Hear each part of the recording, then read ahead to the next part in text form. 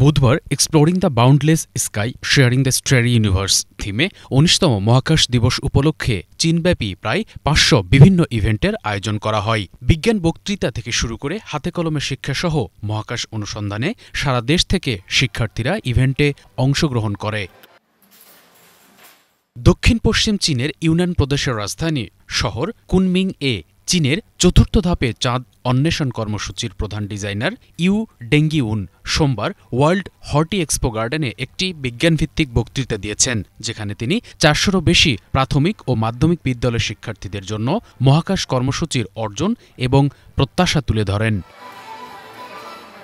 পূর্ব চীনের জিয়াংশু প্রদেশে Nanjing university of aeronautics and astronautics মঙ্গলবার প্রাথমিক ও মাধ্যমিক বিদ্যালয়ের শিক্ষার্থীদের জন্য একটি ক্যাম্পাস উন্মুক্ত করেছে, যেখানে শিক্ষার্থীরা ১০০টিরও বেশি স্বদেশী মহাকাশযান এবং মডেল সম্পর্কে জানার সুযোগ পাচ্ছে।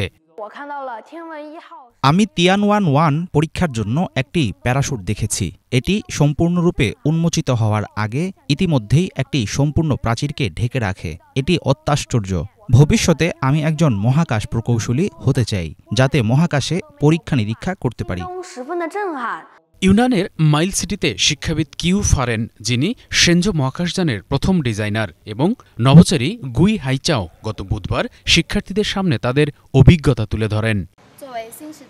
নতুন যুগের একজন শিক্ষার্থী হিসেবে আমাদের মহাকাশ সম্পর্কে জানতে কৌতূহলী হওয়া উচিত এবং ভবিষ্যতে চীনের মহাকাশ কর্মসূচিতে আমাদের অবদান রাখার জন্য কঠোর অধ্যয়ন করা উচিত।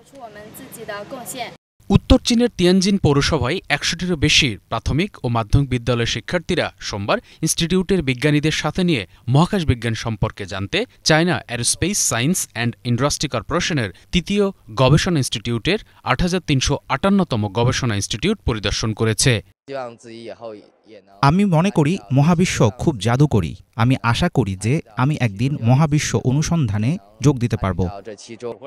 আমরা কিছু মহাকাশ প্রযুক্তি এবং জ্ঞানকে ছোট পরীক্ষায় অন্তর্ভুক্ত করেছি এবং তারপরে শিক্ষার্থীদের মহাকাশ বিজ্ঞানের প্রতি তাদের আবেগ এবং আগ্রহ জাগানোর জন্য পরীক্ষার ব্যবস্থা করেছি।